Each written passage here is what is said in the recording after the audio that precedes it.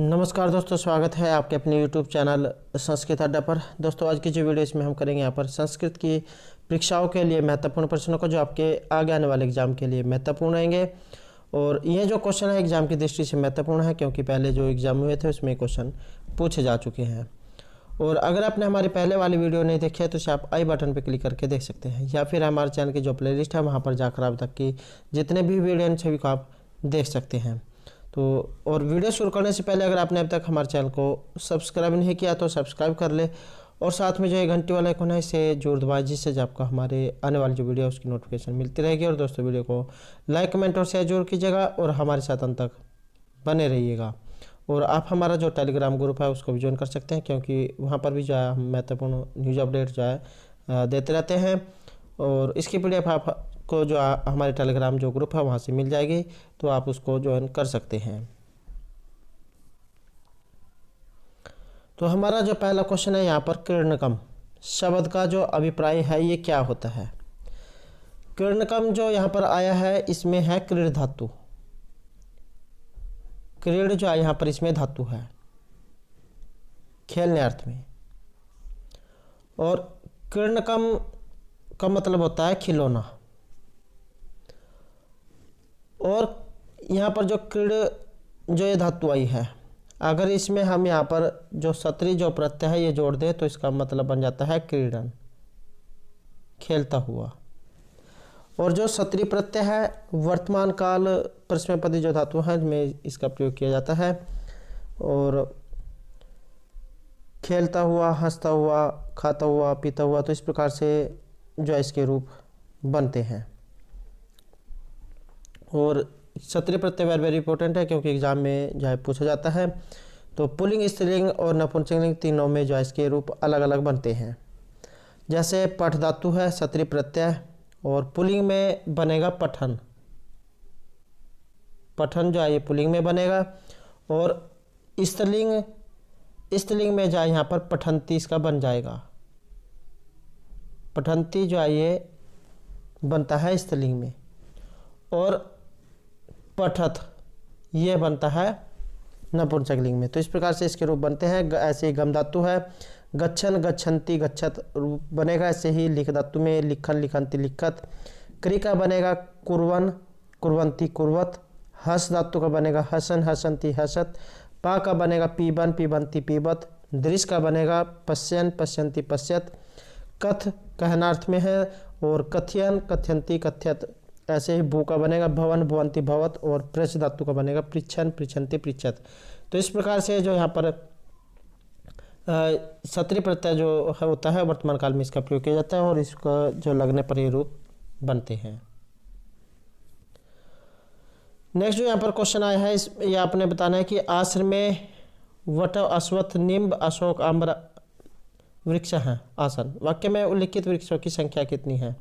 ये कौन कौन से यहाँ पर वृक्ष आए हैं। तो यहाँ पर आप इसमें आप देख सकते हैं कौन कौन से वृक्ष आए हैं। वट है, अश्वत्थ है, और निम्ब है, अशोक का वृक्ष है, और आम्र। उसके बाद है ये अम्लक। तो ये आप इसमें देख सकते हैं कितने यहाँ पर इसमें जो वृक्षों के बारे में बताया गया है। तो 1, 2, 3, 4, 5 और 6। तो इसमें जो यहाँ पर सी आंसर हमारा ऑप्शन सी रहेगा। 6 वृक्ष यहाँ पर बताए गए हैं। वट वृक्ष होता है बरगद, अश्वत्थ का मतलब होता है पीपल, निम्ब जो है ये नींबू जो होता है इसे कहा जाता है, और अशोक ये भी एक जो है वृक्ष होता है उसका नाम है। अमर होता है आम्ब, और अम्लक होता है आंवला। तो इस प्रकार से जो है यहाँ पर ये 6 सी आंसर इसमें रहेगा। नेक्स्ट है विजातीय पद का चयन कीजिए। तो इनमें से एक जो अलग है ये आपने बताना है, और अलग जो कौन सा है तो ये रहेगा ऑप्शन ए यहाँ पर, लूता। तो लूता जो है इसका शाब्दिक अर्थ जो है ये मकड़ी होता है। तो ये इनमें से यहाँ पर अलग है।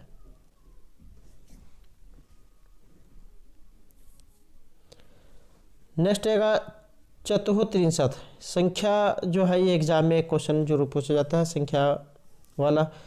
तो चतुः का मतलब होता है 4 और 63 का मतलब होता है 30। तो 30 और 4 हो गए 34। तो यहाँ पर हमारा सी आंसर हो जाएगा ऑप्शन डी 34।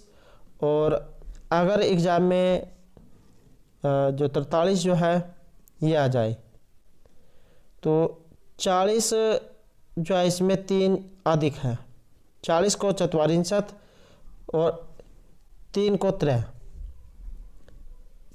तो त्रिचत्वारिंशत जो है इसको लिखा जाएगा, त्रिचत्वारिंशत।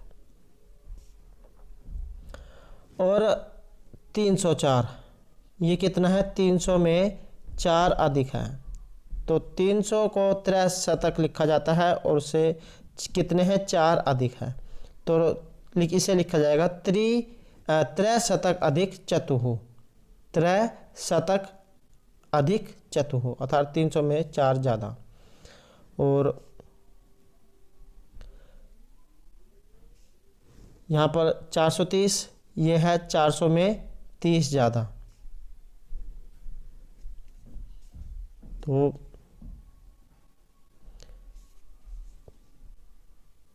30 है तो 63 अधिक चतुर्थतम।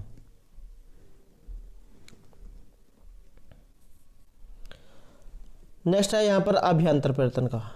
ये जो एग्ज़ाम की दृष्टि से महत्वपूर्ण है, क्योंकि एग्ज़ाम में जो यहाँ पर अभ्यंतर परिवर्तन, बाह्य परिवर्तन, ये जो दोनों ही पूछे जाते हैं। और यहाँ पर जो अभ्यंतर परिवर्तन है इनकी संख्या पूछा गया है, तो यहाँ पर रहेगा ऑप्शन ए। अभ्यंतर परिवर्तन जो है इनकी संख्या होती है 5। अब ये अभ्यंतर परिवर्तन कौन कौन से होते हैं, सपृष्ठ, ईषद सपृष्ठ, विवृत, ईषद विवृत और समवृत। तो इनकी संख्या है 5। सपृष्ठ का मतलब होता है स्पर्शवान, का से लेकर जो माँ तक होते हैं। ईषद सपृष्ठ होते हैं य र ल व अंतस्थ वर्ण। और विवृत होते हैं आपके स्वर। ईषद विवृत में आते हैं ऊष्म वर्ण, और जो समवृत है इसमें आता है आपका हर्षव एस जो होता है। अब ये तो है अभ्यंतर परिवर्तन। अगर एग्जाम में जो बाह्य परिवर्तन आ जाए तो बाह्य जो परिवर्तन है इनकी संख्या होती है 11।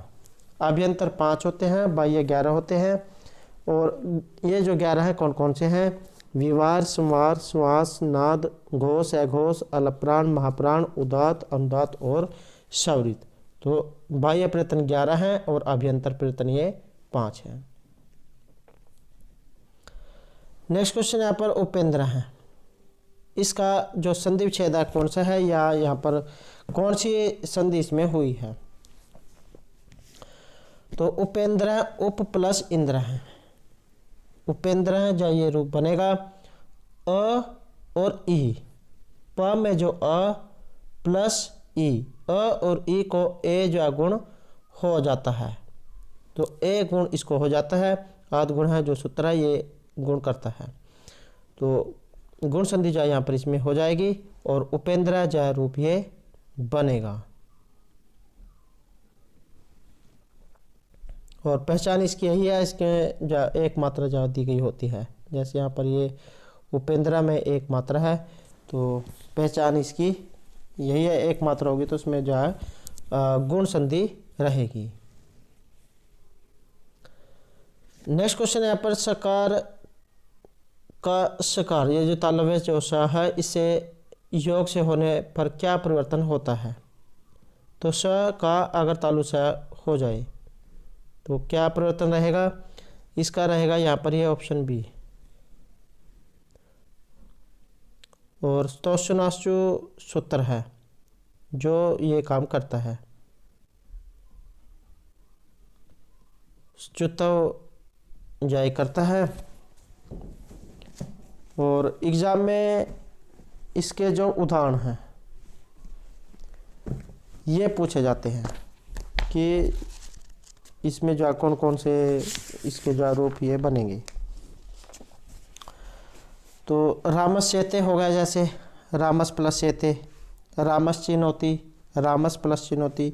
सचित हो गया जिसमें जो डबल चा होते हैं, सत प्लस चित संधि विच्छेद है और सचित जो रूप बनेगा। ऐसे ही सांगीन जय है, सांगीन प्लस जय, सांगीन जय रूप बनेगा। और विष्णु प्रश्न है जो इनमें भी स्तोचनाशु सूत्र जय लगता है। और इसी से मिलता जुलता है स्टूनष्टु, ये जो है ष्टुत्व करता है मूर्धन्य से। तो इसका उदाहरण जैसे रामषष्ठ हैं, रामष्टिकते, पेष्टा, तट्टिका, चक्रिन, ढोक से। तो इसमें ये स्टूनष्टु सूत्र लगता है। एग्जाम में इन दोनों की जो उदाहरण पूछे जाते हैं, तो स्टूनाष्टु के भी और स्टूनष्टु के भी। नेक्स्ट यहाँ पर क्वेश्चन है भूतपूर्व है। इस समस्त पद का जो यहाँ पर विग्रह है क्या होगा? पूर्व भूत है। लौकिक जो विग्रह इसका रहेगा पूर्वम भूत है। तो पूर्वम भूत है जो यहाँ पर ये इसका लौकिक विग्रह है। और अगर एग्जाम में यहाँ पर अलौकिक विग्रह आ जाए तो पूर्व अम भूतसु, तो इनके बीच में जब पूर्व के बाद अम लग जाएगा और भूत के बाद सु, पूर्व अम भूत सु, तो ये इसका अलौकिक विग्रह रहेगा। और अगर एग्जाम में यहाँ पर समास पूछ लिया जाए तो केवल जो यहाँ पर इसमें समास रहेगा, केवल समास है। और इसका एक और उदाहरण है वाग अर्थ वाग अर्थो ईव, वाग अर्थ औ ईव। तो ये जो है यहाँ पर केवल समास जो है इसके दो ये उदाहरण हैं, वेरी इंपॉर्टेंट है, दोनों ही भूतपूर्व है और वाग अर्थीव। तो ये जो दोनों उदाहरण एग्जाम में पूछे जाते हैं। नेक्स्ट है हरिये रोचते भक्ति ही, वाक्य में हरिये पद में विभक्ति है। तो यहाँ पर जो ये हरिये आया है इसमें विभक्ति कौन सी है? और अगर आपने जो हरि शब्द रूप पढ़े होगा, हरि शब्द रूप हर्षव इकारांत जो ये रूप है, और इसके जो रूप है चतुर्थी में जो है यहाँ पर ये हरिये बनता है। तो यहाँ से भी आप इसको देख सकते हैं अगर आपने जो हरि का जो शब्द रूप है ये याद किया होगा। और रूप कैसे चलते हैं हरि शब्द के? हरि ही, हरि हरिय है, हरिम हरि हरिन, हरिण हरिभ्याम हरिभि, हरिये हरिभ्याम हरिभ्य, हरेहे हरिभ्याम हरिभ्य, हरेहे हरियो हरिणाम हरौ हरियो हरिषु, हे हरे हे हरि हे हरिय है। तो इस प्रकार से जहाँ यहाँ पर इसके रूप ये बनते हैं। और हरिय जो आया है ये चतुर्थी विभक्ति में बनता है। और रोचते, रुच धातु जो है इसके कारण यहाँ पर इसमें चतुर्थी हुई है। रुचि अर्थानाम प्रियमाण है, ये एक सूत्र है। रुच धातु के अर्थ वाले धातु के योग में संप्रदान कारक चतुर्थी विभक्ति होती है। हरि रोचते भक्ति ही।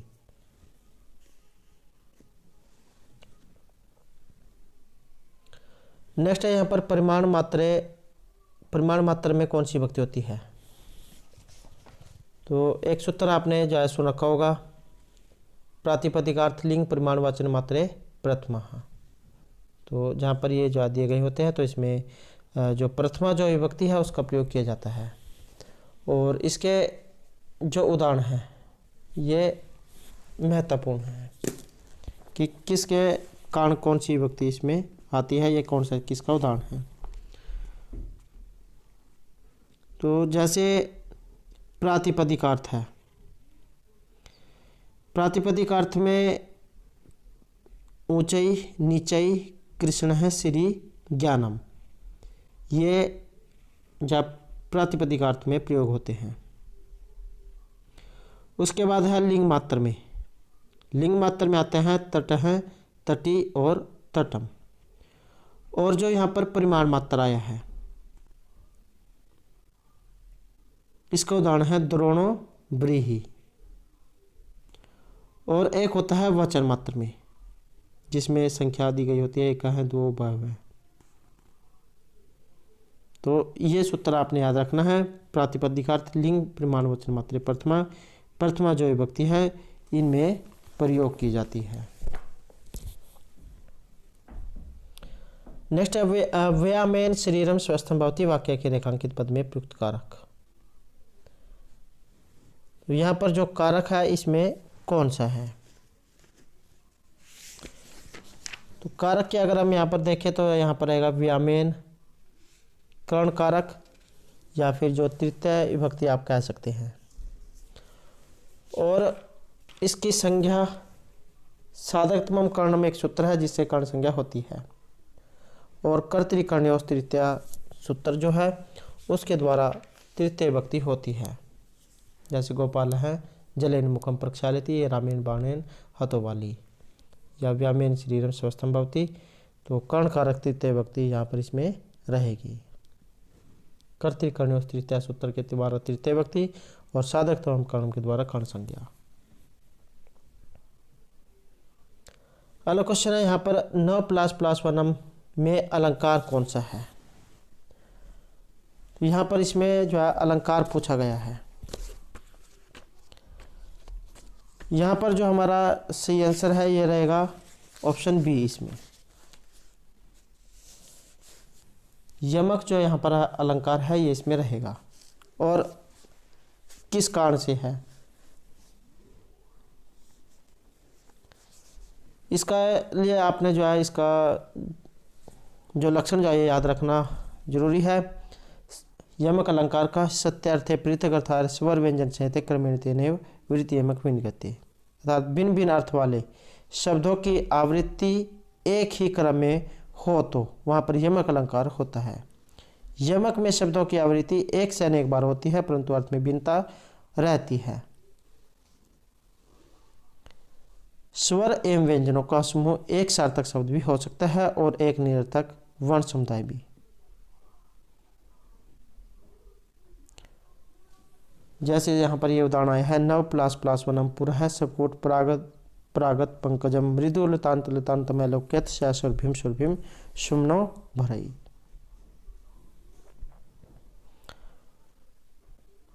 तो यहाँ पर जो उदाहरण है इसमें जो प्रथम पाद है इसमें दोनों प्लास शब्द सार्थक हैं। प्रथम जो प्लास है इसका अर्थ होता है पत्थर, और द्वितीय का अर्थ होता है ढाक। ढाक का पत्ता आपने सुना होगा। और द्वितीय चरण में जो प्रथम प्राग शब्द ये सार्थक है जिसका अर्थ पुष्पों का रज है, और द्वितीय प्रागत का अंग होने के कारण निरर्थक है। और जो तृतीय पद है इसमें द्वितीय लतांत शब्द सार्थक है और प्रथम लतांत निरर्थक है। चतुर्थ पाद में दोनों सुर भी सार्थक है और प्रथम का अर्थ बसंत और दूसरे का अर्थ सुगंधित होता है। तो आपने सिर्फ ये इतना याद कर लेना है, ये एग्जाम की दृष्टि से महत्वपूर्ण है क्योंकि एग्जाम में यही ज़्यादातर उदाहरण यह जो अलंकार है इसका पूछा जाता है। और जो श्लेष अलंकार है इसका लक्षण है श्लिष्टे पदये अनेकार्थाभिधाने श्लेष इष्यते या उच्यते। तो वहाँ पर जो श्लेष अलंकार होता है और इसका उदाहरण है न प्रतिकूलताम उपगते ही विधौ विफलत्वमेति बहुसाधनता अवलंबनाय दिन भर्तृभुवन प्रतिशतः कर सहस्त्रमपि। और जो अनुप्रास अलंकार है इसका है अनुप्रास शब्द सम्यम वैश्यमपि समरस्यत। लता कुंजम गुंजन आपने इसका उदाहरण जहाँ सुन रखा होगा। और जो उत्प्रेक्षा अलंकार है इसका उदाहरण है संभावना मात उत्प्रेक्षा प्रकृतस्य समेनियत। उदाहरण रहेगा इसका लिम्पति तमंगानी वर्षति वजनम न भय सत्पुरुष दृष्टि फलताम कथा। तो ये उत्प्रेक्षा अलंकार का लक्षण है। कुछ जो शब्द हैं जिनसे आप अंदाजा लगा सकते हैं जैसे मन्ने संके ध्रुवम प्रायः है नूनम इति एवं। तो ये शब्द जहाँ पर दिखाई दे तो इसका मतलब है वहाँ पर लगभग जो उत्प्रेक्षा अलंकार रहेगा। अगला क्वेश्चन है पर तस्मै पद का विभक्ति और वचन जो कौन सा है। तो तस्मै जो यहाँ पर ये जो आया है ये रहेगा चतुर्थी विभक्ति एक वचन का। तो चतुर्थी विभक्ति में जो बनता है तस्मै। और तद शब्द रूप है इसमें। तद का मतलब होता है वह। सर्वनाम शब्द जो इसमें आता है। और रूप इसके कैसे चलते हैं सह तौते तम तौतान तेन ताभ्यम तय तस्मै ताभ्यम तेभ्यः तस्मात् ताभ्यम तेभ्यः तस्यः तयो तेषाम तस्मिन् तयो तेषु। तो इस प्रकार से जो यहाँ पर इसके रूप चलते हैं।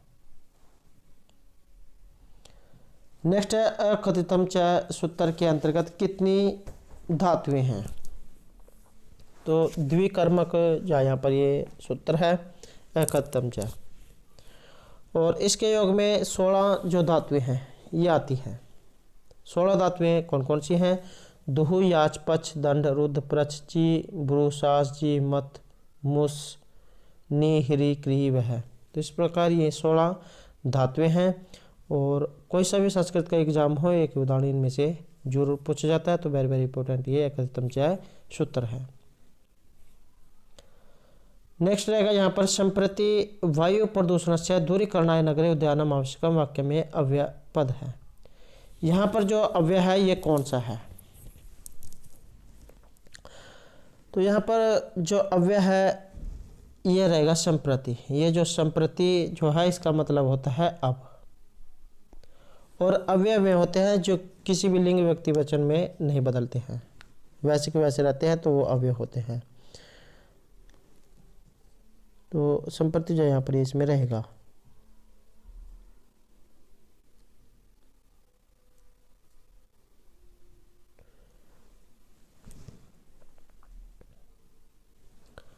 नेक्स्ट है यहाँ पर जाने ही, ज्ञा धातु है जाने अर्थ में, और इसका रूप यहाँ पर कौन सा है? तो इसका रूप बनेगा ये ऑप्शन सी, लोट लकार मध्यम पुरुष और एक वचन का।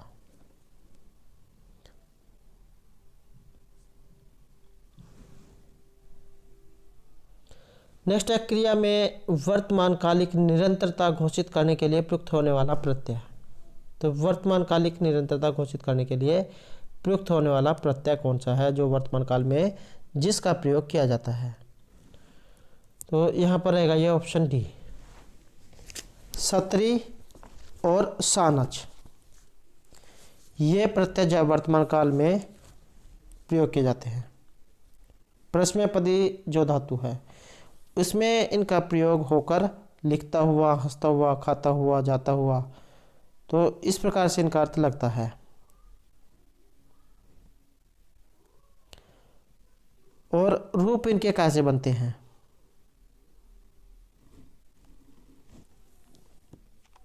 तो इसके यहाँ पर रूप पुल्लिंग में भगवत के समान, नपुंसकलिंग में जगत के समान और स्त्रीलिंग में नदी के समान बनते हैं। जैसे पठ धातु है, पुल्लिंग में पठन, स्त्रीलिंग में पठंती, नपुंसकलिंग में पठत। ऐसे ही गम का बनेगा गच्छन, गच्छन्ति, गच्छत, लिख का लिखन, लिखंती, लिखत, और क्री का कुर्वन, कुर्वंती, कुर्वत। और जो सानच प्रत्यय है दोनों ही या वर्तमान काल में इनका प्रयोग किया जाता है, सत्री और सानच का। सानच जो है इसका भी आन और मान शेष बचता है, और पुल्लिंग में इसके जो रूप है राम की तरह, स्त्रीलिंग में रमा, और नपुंसकलिंग में गृह की तरह चलते हैं। तो यहाँ पर जो है सत्री, ये सी आंसर हमारा इसमें रहेगा। नेक्स्ट क्वेश्चन यहाँ पर मया राम है दृश्यते, वाक्य का वाच्य परिवर्तन करने पर वाक्य क्या होगा? यहाँ पर जो ये बना है ये बना है क्रम में। अगर हम इसको परिवर्तन करें या कर्ता में इसको बनाना चाहें तो ये जो तृतीय में बना है मया, मया का जो प्रथम में हो जाएगा, तो इसका बनेगा फिर ये अहम, राम है का हो जाएगा रामम, और दृश्यता जो है ये आत्मनिपद में है, तो ये परस्मै पद में हो जाएगा। और जब अहम होता है तो अहम के साथ उत्तम एक वचन का ही प्रयोग होगा, पश्यामी। तो अहम रामम पश्यामी जो यहाँ पर ये इसका बनेगा। वाच्य तीन प्रकार के होते हैं, कर्तृ, और भाव वाच्य। नेक्स्ट है मैं मुख से बोलता हूँ, वाक्य का अनुवाद क्या होगा? मैं जो है इसे कहा जाता है अहम। मुख से तृतीय भक्ति, तो तृतीय भक्ति आप इसमें किसमें हुई है? इसमें भी तृतीय भक्ति है, इसमें भी तृतीय भक्ति है। यहाँ पर दोनों द्वितीय है तो ये दोनों नहीं है। अब बोलता हूँ, बोलने के लिए वद धातु जो है या ब्रू धातु, इनका प्रयोग किया जाता है। तो यहाँ पर वद धातु इसमें आई है। और अहम है, ये वदिष्यामी लिट लकार में है और बोलता हूँ ये लट लकार में है। तो मैं बोलता हूँ, तो ये बनेगा ऑप्शन डी, अहम मुखेन वदामी, मैं मुख से बोलता हूँ। वदती, अहम और वदती का कोई मेल नहीं है। यहाँ पर अहम के साथ वदामी है, लेकिन ये द्वितीय में है, तो अहम मुखेन वदामी जाए बनेगा। नेक्स्ट है यहाँ पर संस्कृत काव्य शिक्षण का उद्देश्य नहीं है, छात्रों को इसमें से क्या करना, तो यहाँ पर रहेगा ऑप्शन सी।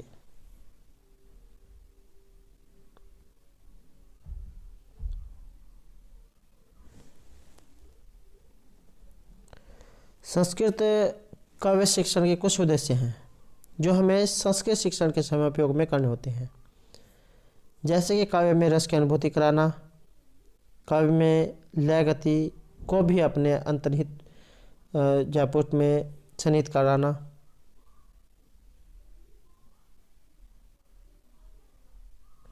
तो इसमें से जो है सिर्फ यही माना गया है। नेक्स्ट है गद्य शिक्षण में किसका विशेष महत्व यहाँ पर नहीं है, तो ये है ऑप्शन डी। यहाँ पर गद्य जो होता है ये गाया जा सकने वाला नहीं होता है, तो पद्य अर्थात जो श्लोक जो होते हैं वही गाए जा सकते हैं, तो इनमें से नहीं है, ये ऑप्शन डी।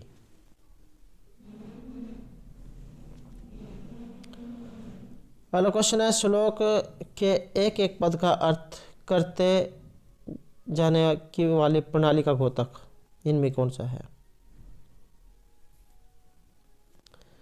तो ये है ऑप्शन ए यहाँ पर, व्याख्या प्रणाली। व्याख्या जो प्रणाली है इसके द्वारा अंतर्गत जो हम श्लोक जो होते हैं इसके एक एक पद का अर्थ जानते हैं और श्लोक के प्रत्येक पद के अन्वय अर्थ को व्याख्या प्रणाली के साथ रखते हैं। तो व्याख्या प्रणाली जो यहाँ पर इसमें ये रहेगा, श्लोक जो आप बताएंगे तो उसकी व्याख्या करेंगे। नेक्स्ट है, संस्कृत भाषा में कहानी शिक्षण करते समय शिक्षक को यहाँ पर बचना चाहिए। तो कहानी शिक्षण करते समय यहाँ पर हमारा जो सी आंसर है रहेगा ऑप्शन डी, पुस्तक प्रयोग से। तो संस्कृत भाषा में कहानी शिक्षण वह शिक्षण है जिसके अंतर्गत कहानी चित्रण के प्रयोग, वार्तालाप, हाव भाव, प्रदर्शन ये सभी सम्मिलित किए जाते हैं। तो संस्कृत भाषा के शिक्षण को कहानी शिक्षण करते समय पुस्तक आदि का जो प्रयोग है ये बिल्कुल नहीं किया जाना चाहिए।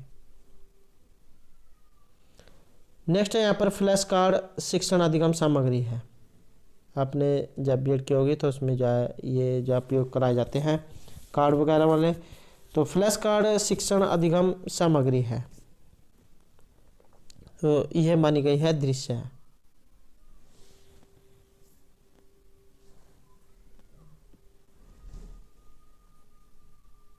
नेक्स्ट है शाल्मली वृक्ष, इसका वर्णन किस ग्रंथ से हमें प्राप्त होता है?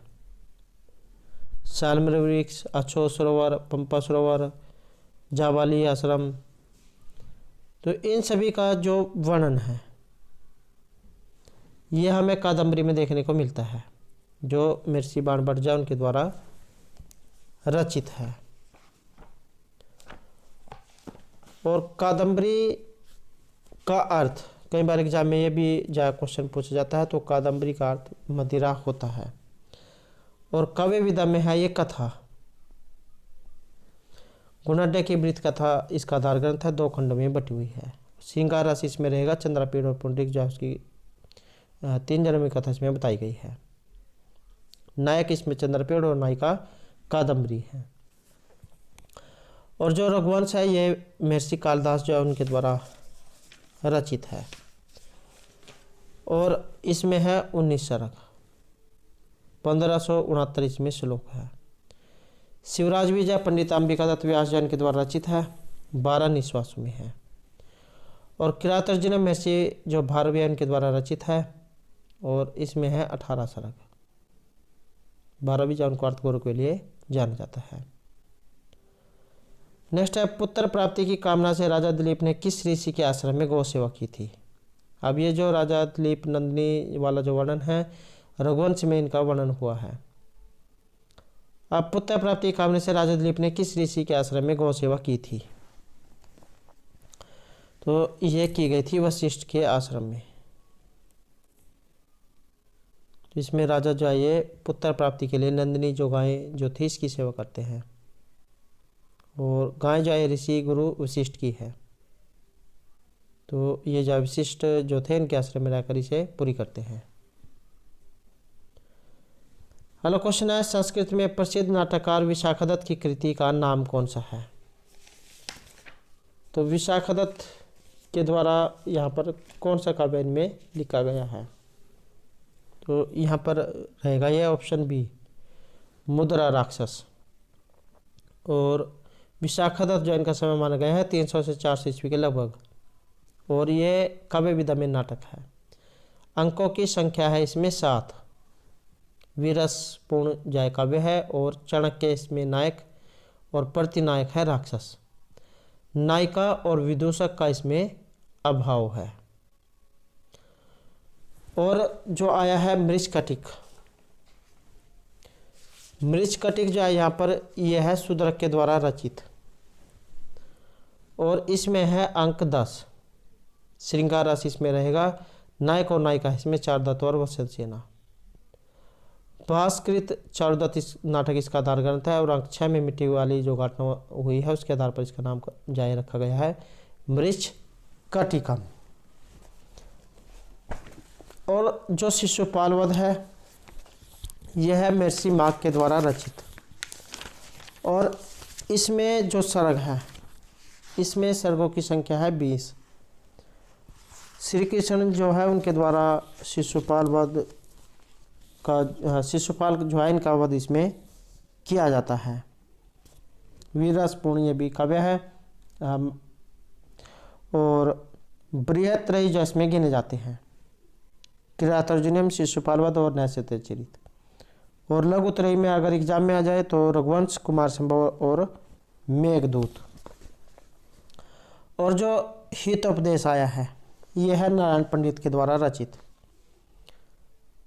और पंचतंत्र जो उसका इस पर प्रभाव देखने को हमें मिलता है। 4 इसमें प्रच्छेदों में है, 4 प्रच्छेद है इसमें, मित्रलाभ, सूर्यद्वेद, विग्रह और संधि। तो ये 4 इसमें प्रच्छेद हैं या तंत्र हैं। अगला क्वेश्चन यहाँ पर, मनुस्मृति के अनुसार धर्म के जो लक्षण है इनमें कौन से हैं। तो यहाँ पर जो हमारा सी आंसर है रहेगा ऑप्शन बी, मनुस्मृति जो उनके अनुसार धर्म के 10 लक्षण बताए गए हैं। नेक्स्ट है, अनाथ परिपालनम ही धर्म अस्माद विधानम सुक्ति का संबंध। तो इसका जो यहाँ पर संबंध है यह रहेगा ऑप्शन बी से, अर्थात चंद्रपीड़ की कथा से। और ये जो चंद्रपीड़ जो है कादम्बरी जो है इसमें ये पात्र हैं।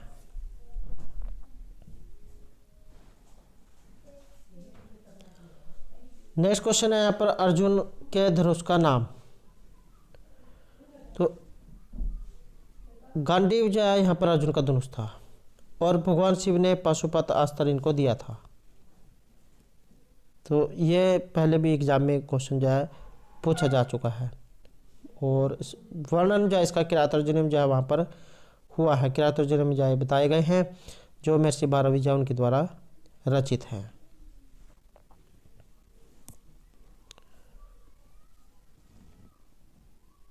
और ये जो यहाँ पर पुष्प धनु आए हैं ये नकुल और सहदेव जो उनके धनुष का नाम है। और 5 जन्य ये श्री कृष्ण का है। तो दोस्तों ये थे हमारा आज के यहाँ पर संस्कृत की परीक्षाओं के लिए कुछ महत्वपूर्ण प्रश्न जो आपके आगे आने वाले एग्जाम के लिए महत्वपूर्ण रहेंगे। और दोस्तों अगर आपने अभी तक हमारे चैनल को सब्सक्राइब नहीं किया तो सब्सक्राइब कर लें और हमारे साथ अंत बनाने के लिए धन्यवाद।